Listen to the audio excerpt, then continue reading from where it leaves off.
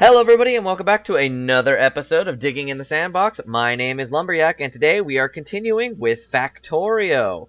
So when I last left you, we were, automating our turrets and our bullet production, and we were starting to get that worked out with the perimeter as defense against the evil biters and spitters. Yes, very important. We don't want to be attacked. Well, a little bit has happened since then. I went ahead and took some of those turrets that we've been automating and I have put them down along the walls all the way down here, as well as further up in this direction on this side as well. And I gone to about, oh, it's very dark over there. I went up to about that far, and I think that's all we're going to do for the turrets for now. That was eating up a lot of my iron production, and as on account of how we need the ammunition in order to support those turrets, I have just turned off the turret production for now. We will turn that back on later if we need more turrets, and as we expand our, area and kind of move out further, then we will do that. But today I figured what we'd do is go ahead and actually start getting that ammunition to the turrets without our involvement. So that's going to go ahead and, require a bunch of the inserters, putting those up against the turrets here, and doing that sort of thing. The other thing we're going to go ahead and start working towards is automating the green science packs. So that's these ones right here, science pack number 2. That is a little bit more involved because we need the transport belts and the inserters to already be crafted to use those to then craft into the green science packs. So that'll happen after the break. I'll go ahead and get that set up for us. And the reason I'm doing that is we are actually starting to run out of research that requires only the red science packs. If you can look here, you can see those require green, those require green. Just about everything up here on the top shelf of this, technology here, and a few of the other items on the bottom are starting to require the green. And we don't want to have to, again, be sitting around waiting for those to be kind of crafted by hand on my end. And, who wants to wait for that? So we're going to go ahead and automate that as well. That might require a little bit more of the resource production here just to keep everything up and running, but we'll get there. And the other thing I will do is go ahead and change the power round again. I know, annoying, but we got to do that so that that is no longer in our way, and we have the option to expand that entirely. So, but first, let's go ahead and do the automation of these turrets. So how I am planning on doing this is, what would be the best way? Let's get rid of that light. It's a little bit dark. Sorry. We'll put it there. Oh, it's turning day again. That's good. We're going to go ahead and take an inserter and have that coming out of that little iron chest. And then what we're going to do is we're going to go ahead and take the transport belts,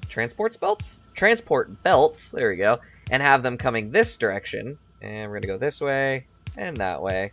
And then we'll use our underground belts coming from this direction to that direction, so that way we can do our nice, crossover here. And then, on top of each one of these turrets, I will have coming from the main line. Let's see if I can get this to work right so that we'll be able to go both directions.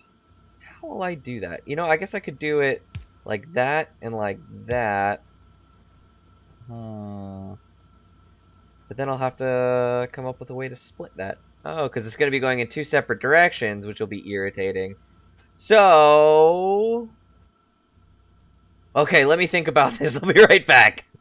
Okay, yeah, sorry about that. I figured it out, just slight, burp of the mind there where you're like, how am I going to solve all these difficult problems? It was actually really simple. I just used a splitter to break it up into two lines.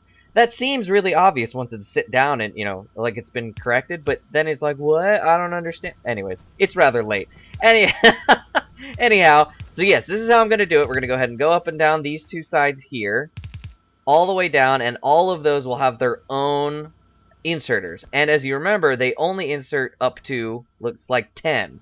So that's perfect. As long as there is ammunition on this line, these inserters will pick it up, and we don't have to worry about all of the ammunition going down to the bottom one and not getting enough to all of the different turrets. So what I'm going to go ahead and do is finish all of that. And you know what, actually, we can just do it together. We'll just do it together. Ooh, run. Oh, that's the wrong side. Oops. Because it looks nice. And actually, I didn't catch this on camera, unfortunately, but we did get attacked earlier.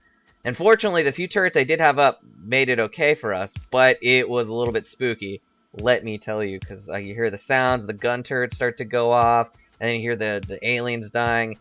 Trust me, don't feel like you missed anything. There's going to be a ton of that coming up.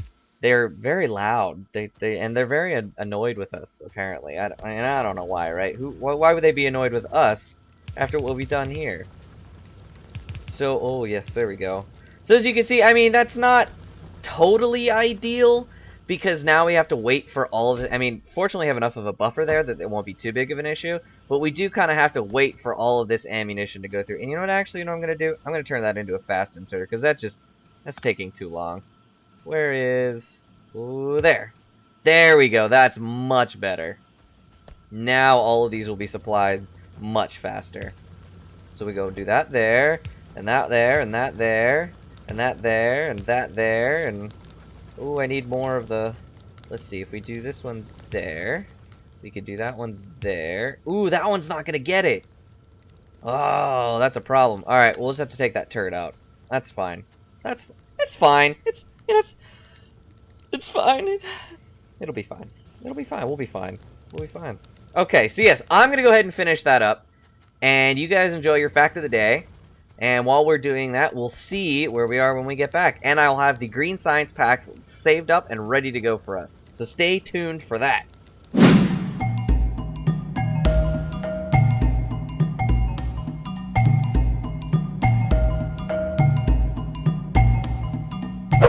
Welcome back, everybody. Okay, so I've made a few changes since we last spoke. As you can see here, I did change the power around, so that way we'll be able to expand our steam engines all the way up to the 10 that we should have without running into the water down here, which was a bit of a problem that we were having. Oh, I just realized I never continued blocking this off. Hold on. There we go. Protected. There's no aliens getting through there. This is great because now the coal is a lot shorter, so we are not wasting as much in just, you know, transport lines, which is really, really great. So that's good. And if you follow it, I will pick up the steam engine and show you. If we just kind of walk along the side here, you can see it just barely misses the water on the side there, but we'll be able to go all the way up without actually interrupting any of the things we've constructed, with the exception of this radar dish, yet again, which will have to be moved, as well as our chests of obsolescence, but that's fine. We can move those around. That's no big deal. Now, the other thing I finished putting together was our green science packs, right? Now I'm going to show you this. It's a hectic system. This is by no means ideal and what you should do, but I really like the idea of just kind of throwing a bunch of factories together in different which ways and finding all the, you know, twisty goos and things that go all around. So I have it all set up. I'm just going to connect these two right here by that, and then I will show you what is going on as things are being produced. So, for the green science packs, we need a transport belt and an inserter, right? The transport belts are real easy. They're just an iron plate and an iron gear wheel. No big deal. But the inserters are a little bit more complex. They need an iron plate, an iron gear wheel, and an electronic circuit. And as you can see, the electronic circuits require iron and 3 copper cables. So the whole thing is kind of crazy.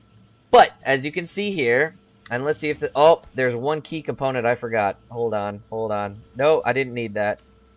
I need that to go in there. There we go. I didn't have that connected. So, to make our transport belts, I've got iron coming off of this central line to the right into the gear factory, and then being pulled by this red long-handed inserter into the transport belt machine, and that is being outputted on this side, and that joins this central line for the green science packs. On the other side, I've got the copper cables being created using this red long-handed inserter coming from the copper main line and coming down to this way, and then the electronic circuits are being pulled, or the electronic... Hold on. The electronic circuit components that we need are coming from right here with this copper down to this way, as well as pulling the iron that we need from over here on the central line. And then the electronic components, or circuits, excuse me, are going into the inserter machine. In addition to that, we also have iron coming down this main line, which will be pulled to be used both with the transport belts and for the inserters here, as well as these iron gear wheels. So that's a lot that we're going to need. And then as you look over here, you can see we've got green machine. The greens have already been made. We've already got 4 on each side, and they're just pulling the transport belts and the inserters on this line. So what's also kind of cool is now, in addition to having those being used for the creation of the science packs, I can also just come in there and pull a few. So look, now I got 8 and 9. So if we ever need those, we can come in there and grab those, which is super convenient. The problem we're running into, and I was figuring this was going to happen, is since we've only got the 4 producing all of these items here, all the 4 stone furnaces, it looks like we're going to have to go ahead and take the production that we're getting from this side as well and include it, because not having those 8 is really starting to hamper our production line. So I will go ahead and change that later and fix that up for the next episode. The ammunition, which we had set up, is now fully operational, and all of these turrets are ready to activate. So that kind of leaves us with, what are we going to do next? Well, if we look at our research, what I'm currently researching is the shotgun shell damage. I'm just trying to go through these last bits that only require the reds. I think there's that one, and then there's the shotgun shell shooting speed.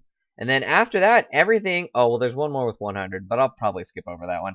But anyways, the rest of them go into the green packs. So that's going to be really, really, really convenient. Probably the first thing I'll do is do the advanced material processing, and that we needed steel in order to get to that one, but that will improve our ability to do things up here with our resource management. The ability, these kind of go slow, and they're not as quick, they're slow and not as quick. That's redundant. But they're not producing as much as they could. And with those machines, we will really up the ante with those. As you can see, they do require a lot, including steel, which we haven't made any of yet, but the crafting speed is double what it was before. And that will also allow us to get to the next one, which will be the electric furnace, which basically does the same thing as these stone furnaces and the upgraded stone furnaces, but it'll be using power from our power situation down there with the steam engines instead of using coal, which is a lot more efficient and allows us to use our coal for other things if we so need it, which we will. We'll need it for plastics and for a whole bunch of other items that come later in the game for that late game strategy. In addition to that, we'll also be doing the electric energy distribution, because I am so tired of looking at these wooden poles, and those will definitely clean things up. I keep opening my inventory. The other thing we're going to be working towards is oil processing, because as you can see, we'll need the plastics, flammables, sulfur. All of that is going to be necessary for the next level of crafting that we're going to be doing. In addition to that, I'll probably do the engine so we can get ourselves a car, and that will lead to trains and planes eventually, which will be very cool. Well, actually, there's no plane per se, but there are flying robots, which is just as good. So there's that. We'll also probably do a logistics to kind of speed things up a little bit, electronics too, which will open up some really cool opportunities that I've been wanting to show you guys. And that requires using these red and green wires, as well as the smart chests and the smart inserters. And that allows you to kind of control how your resource management goes about. It's much more micromanaging, but it's so cool to see. And I'll show you guys some cool stuff that you can do with that. And then later down the road, it's just kind of pushing towards things. I think one of the big things they'll do is definitely the construction robots and the logistic robots. We're going to need those. As you can see, there's a lot of lines with the transport belts going everywhere, and while that looks super cool, which it does, isn't exactly ideal, because there's a lot of wasted items that are just kind of sitting out on these belts. I mean, the iron is being used pretty well, and if we really figured out the ideal matches between this and our consumption, then it probably wouldn't be so bad. But with just having all this out here, and even with the ammunition, as you can see, there's a lot of ammunition we had to produce just to keep these lines filled up. That's a lot. And so we don't necessarily need that. So the robots will actually help us with doing that, but that's later down the road, definitely.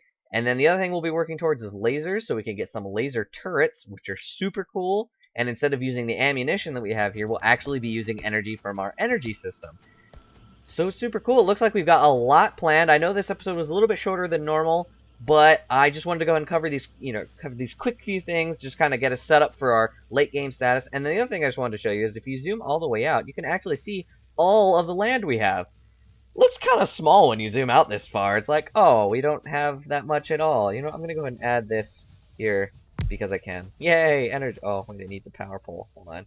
Boom. Man, trying to play this far out would be ridiculous. Like, can you imagine that? Just, you could only play this far out and using the map, which was also, like, zoomed out like there. That would be useless. Oh, I haven't looked at this in a while.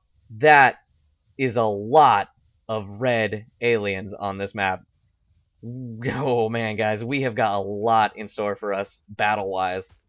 We are definitely going to have to work up some good stuff. I also haven't included the ammunition for these turrets quite yet, just because, if you do look back at the map, our nearest red enemies are over here, down here, and down here, which is really far away, and the bigger ones have definitely been up here. This was where I was attacked initially, was from these guys. I believe it was these guys up here. Because I shut the power down, the pollution actually shrunk a little bit, which was interesting. I've never actually, shut my power all the way down while I was rebuilding that, and I did notice that that totally shrunk our pollution, and now it's starting to build itself back up again. But before you know it, with all these machines that we have now, it's definitely going to be getting up there. So other than that, I don't think there's really anything else I want to cover today. Stay tuned for next Tuesday with another episode of Enter Player 2, where Patrick and I will be doing some more shenanigans, including our Peregrine Falcon facts. Patrick says he's got quite a few that he wants to share with you. You know, him being an 8th Peregrine Falcon and stuff. Always important. Then there'll be another episode of Factorio the following Thursday, so stay tuned for that. And other than that, just, you know, follow me on Facebook and Twitter for all my super wacky updates. You guys have a super great night. I know this episode was coming out later. I had some stuff I had to take care of. I know it was late. My apologies. I'm working on setting it up so that we don't have those issues. Darn software problem. Ooh, we got things. Anyways, yes, darn software problems. You guys have a good one. Thank you guys very much for watching, and I will catch you next time.